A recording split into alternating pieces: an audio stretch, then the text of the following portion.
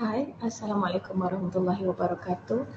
I am going to start this video presentation by Group 9 for Maritime Admiralty and Laws.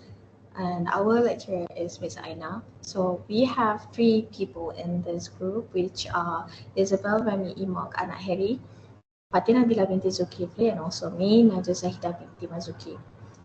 So I will start by reading out the scenario. So on 3rd February 2024, a medium-sized cargo vessel by the name of Bunga Raya suffered a major engine breakdown. So this is ship engine room. And then the captain of Bunga Raya immediately informed the vessel owner, which is Laut Biru Sdn Bhd. The owner of the vessel then arranged for a salvage tug to tow her to safety. However, the salvage tug is not available during that time as they were busy towing another vessel. So this is salvage tug, for example. And then the salvage tug promised to arrive at approximately another 10 hours to tug Bunga Raya. Nevertheless, the captain of Bunga Raya is uncertain as the weather condition was getting worse by the hours.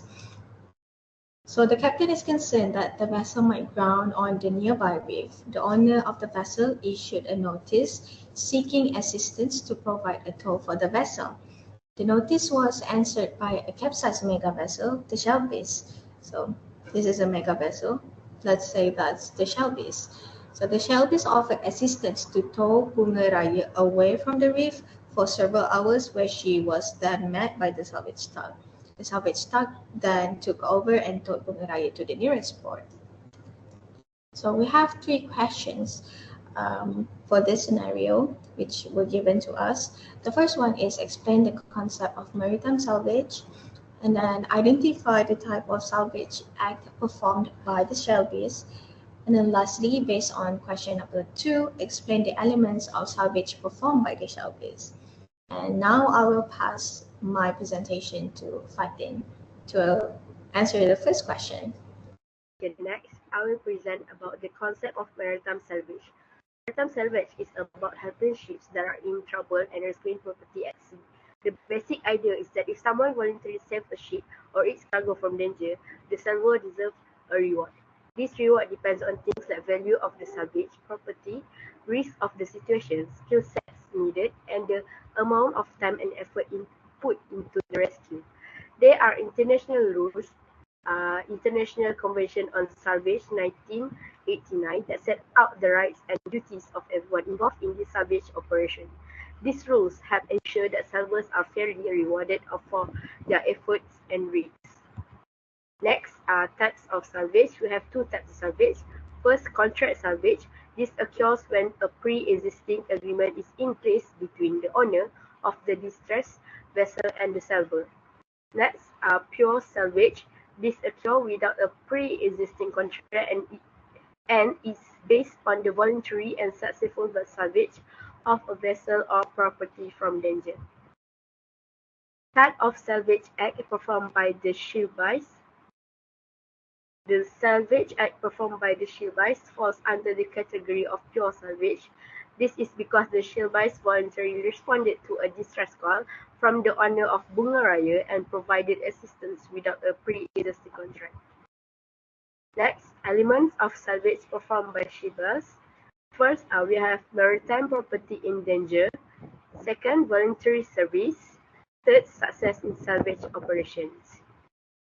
Hello, my name is Isabel Remy Moanahiri, and I will be presenting on elements of salvage performed by the Shelby's.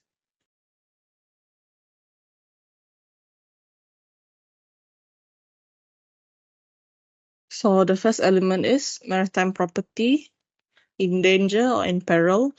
The property being salvaged must be in actual danger. In this scenario, Bunga Raya was at risk of grounding on a nearby reef due to worsening weather conditions and a major engine breakdown. The pictures on the right shows the worsening weather at sea and worst case scenario of Bunga Raya grounding on a reef. So the dangers of grounding the ship on the reef, as we can see on the right side here. First is the structural damage. Hull can be punctured or scraped. causing flooding and structural failure. Second is environmental damage, destruction of coral and marine life, risk of fuel and oil spills. Third is loss of cargo, risk to onboard cargo, financial losses, and potential hazards if cargo is dangerous. Fourth is safety risk.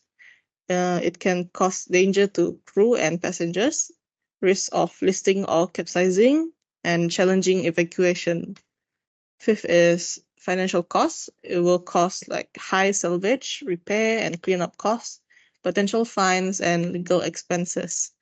Sixth is navigation hazard. So grounded ships can obstruct other vessels, increasing collision risk at sea. And the second element is voluntary service. The salver must act voluntarily and not out of any pre-existing contractual obligation. The Shelbys responded to the owner's notice for assistance and voluntarily offered to tow Bungaraya.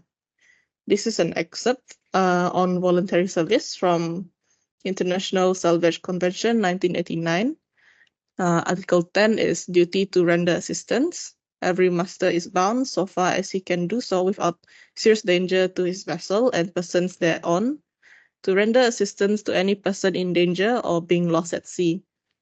The second point is the state's parties shall adopt the measures necessary to enforce the duty set out in paragraph 1. The third point is the owner of the vessel shall incur no liability for breach of the duty of the master under paragraph 1. The third element is success in salvage operations. The operation must result in measurable benefit. After Bungaraya was safely pulled away from the reef, the Shelbys stayed watching her for a few hours until the salvage tug showed up. Because of what they did, the ship was kept from grounding, allowing the salvage tug to take over and tow Bungaraya to the nearest port. The pictures below are examples of successful salvers of tugboats shepherding ships out of peril. So in conclusion, the Shelby salvage operation of cargo ship Bungaraya serves as great example of the main elements of maritime salvage. Despite difficult weather conditions, their selfless and successful attempts to move the vessel away from the reef avoided a possible grounding and additional damage to the ship Bungaraya. This hypothetical situation highlights how crucial, quick, and efficient salvage operations are to safeguarding marine property and ensuring the safety of ships and their workers. The Shelby's actions show the important role that salvers play in maritime law, as their compensation is frequently determined by the value of the property they salvage. These are our references. The first reference is claims relating to salvage of a vessel. Second reference is from Brace Law Firm, their documents. Third reference is from Schuler, an article on MV Rena shipwreck, New Zealand's worst maritime disaster. And the fourth reference is the International Maritime Organization, their International Convention on Salvage 1989. That is it from my group today. Thank you for watching.